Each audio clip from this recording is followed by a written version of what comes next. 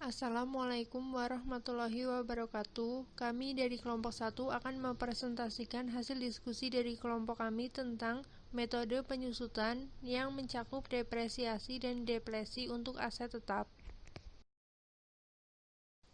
Yang beranggotakan Kusdianti Fatimah dengan NPM 1910104032, Jain Nurwulian dengan NPM 1910104039, Mita Awisyanti dengan NPM 1910104135, Kuku Indra dengan NPM 1910104142.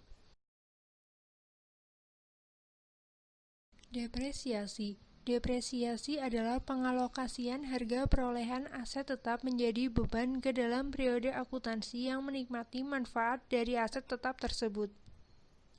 Faktor-faktor yang mempengaruhi besarnya depresiasi. 1. Harga perolehan. Harga perolehan adalah seluruh biaya yang terjadi atau dikeluarkan untuk memperoleh aset tetap sehingga siap untuk digunakan dalam berbagai kegiatan normal perusahaan. Yang kedua, nilai sisa atau nilai residu. Nilai residu adalah jumlah atau nilai yang diperkirakan akan bisa diterima jika aktiva yang bersangkutan dijual atau ditukarkan pada saat aset tersebut sudah tidak bisa dipakai lagi secara otomatis. Yang ketiga, umur ekonomis. Umur ekonomis adalah tafsiran umur kegunaan suatu aktiva yang dipengaruhi oleh cara pemeliharaan dan kebijaksanaan yang dianut dalam reparasi. Taksiran umur tersebut bisa dinyatakan dengan menggunakan satuan periode waktu, hasil produksi, dan jam kerja. Metode penyusutan. 1. Metode garis lurus. Metode garis lurus adalah metode penyusutan yang menghasilkan beban depresiasi yang relatif sama pada setiap periode selama masa manfaat aktiva. Depresiasi sama dengan buka kurung HP min NS tutup kurung dibagi N dengan keterangan sebagai berikut. HP merupakan harga perolehan, NS merupakan nilai sisa, N merupakan tafsiran umur kegunaan. Contoh soalnya, diketahui harga perolehan suatu mesin adalah 32 juta, umur ekonomisnya yaitu 5 tahun, dan nilai sisa ditafsir 8 juta. Yang diminta yang pertama yaitu berapa beban depresiasi setiap tahunnya, yang kedua berapa tarif depresiasi setiap tahunnya. Jawabannya, yang pertama, beban penyusutan sama dengan buka kurung 32 juta dikurangi 8 juta tutup kurung dibagi 5 yaitu 4.800.000. Yang kedua, tarif penyusutan 4.800.000 dibagi buka kurung 32 juta dikurang 8 juta tutup kurung dikali 100% sama dengan 20%. Metode jumlah angka tahun. Metode jumlah angka tahun adalah metode yang menghasilkan beban depresiasi yang menurun dalam setiap tahun berikutnya. Contoh soal, pembelian suatu aktiva pada tahun seharga 50 juta dengan nilai sisa 5 juta dan perkiraan umur ekonomis diperkirakan 5 tahun. Jumlah penyebut dilakukan dengan menjumlahkan angka tahun 5 tambah 4 tambah 3 tambah 2 tambah 1, 15, atau dengan rumus 15 sama dengan 5 dikali 6 dibagi 2. Perhitungan biaya penyusutannya tersebut dapat diikhtisarkan ke dalam seperti berikut. Akhir tahun ke-1, biaya penyusutan 15 juta, akumulasi penyusutan 15 juta, nilai buku 35 juta. Tahun kedua, biaya penyusutan 12 juta, akumulasi penyusutan 27 juta, nilai buku 23 juta. Akhir tahun ketiga, biaya penyusutan 9 juta, akumulasi penyusutan 36 juta, nilai buku 14 juta. Akhir tahun keempat, biaya penyusutan 6 juta, akumulasi penyusutan 42 juta, nilai buku 8 juta. Akhir tahun kelima, biaya penyusutan 3 juta, akumulasi penyusutan 45 juta, nilai buku 5 juta. Metode saldo menurun ganda atau tarif tetap atas nilai buku adalah metode yang menghasilkan depresiasi periodik yang menurun selama estimasi umur ekonomi aktiva. Rumusnya nilai buku sama dengan harga perolehan dikurang akumulasi penyusutan. Beban penyusutan sama dengan tarif penyusutan dikali nilai buku. Contoh soalnya, diketahui harga perolehan sebuah mesin adalah 32 juta. Umur ekonomisnya ditaksir 5 tahun. Tarif penyusutannya dengan menggunakan metode garis lurus adalah 20% per tahun dari jumlah yang disusutkan. Ditanya, tentukanlah besar depresiasi periodik dengan menggunakan metode saldo menurun ganda.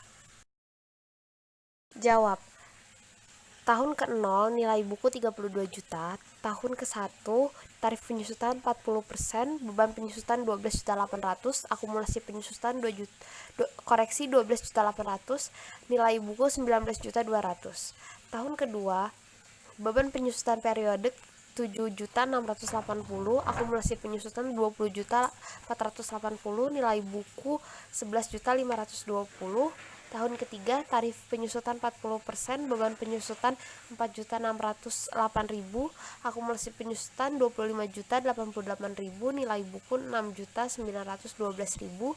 Tahun keempat, tarif penyusutan 40%, beban penyusutan periodik 2.764.000, akumulasi penyusutan 27.852.800, nilai buku 4.147.200. Tahun kelima, tarif penyusutan 40%, beban penyusutan periodik 1.658.880, akumulasi penyusutan 29.511.680, nilai bukunya 2.488.320. Yang ketiga, metode hasil produksi atau unit produksi adalah metode yang menghasilkan pada anggapan bahwa aktiva yang didapatkan diharapkan bisa memberikan jasa dalam bentuk unit produk tertentu. Rumusnya, harga perolehan dikurang nilai sisa dibagi taksiran produksi selama umur ekonomis.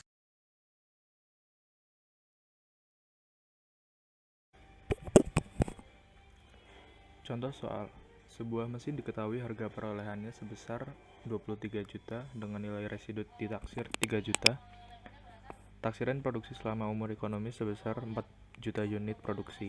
Selama tahun 2019, produksi yang dihasilkan 600.000 unit, dan tahun 2020 sebesar 800.000 unit.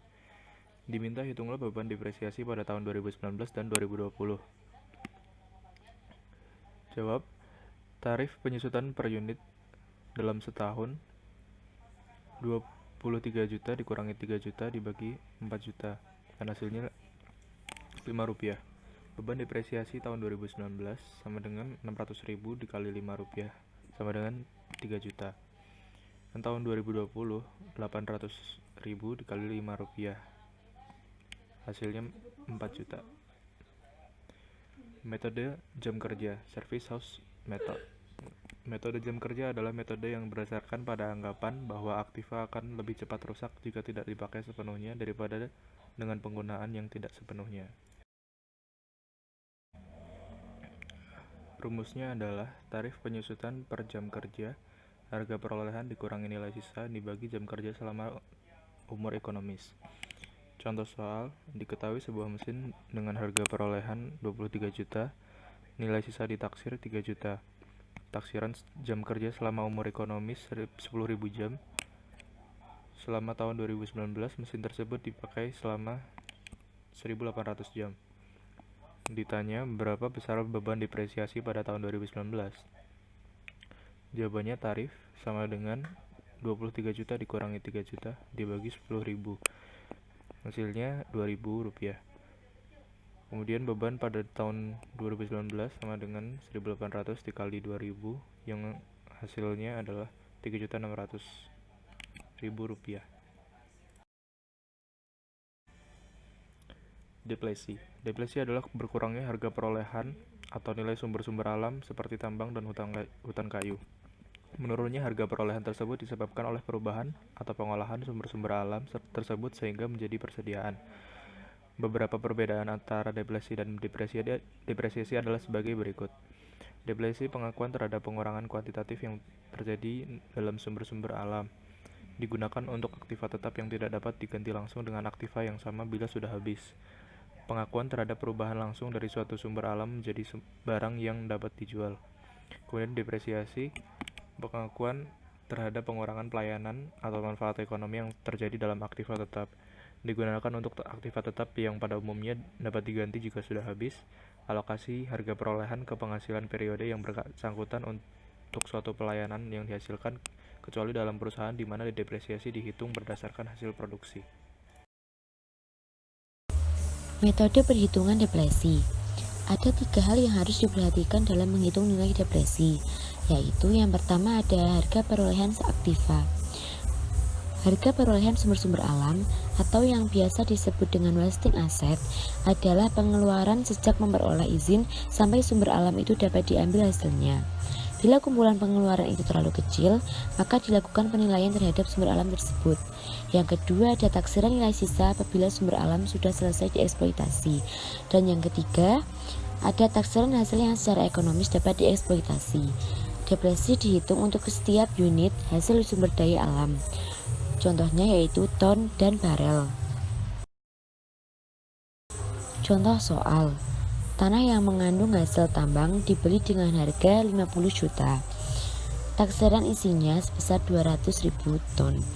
Tanah tersebut setelah dieksploitasi ditaksir sebesar 10 juta rupiah. Perhitungannya, depresi per ton dihitung sebagai berikut. Depresi 50 juta rupiah dikurangi 10 juta rupiah diper 200.000 sama dengan 200 per ton. Bila pada tahun pertama bisa dieksploitasi sebesar 440.000 ton, maka depresi untuk tahun tersebut adalah 40.000 dikali Rp 200 sama dengan 8 juta rupiah.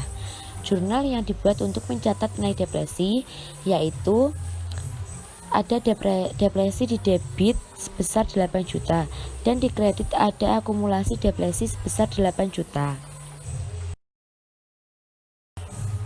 Revisi perhitungan depresi.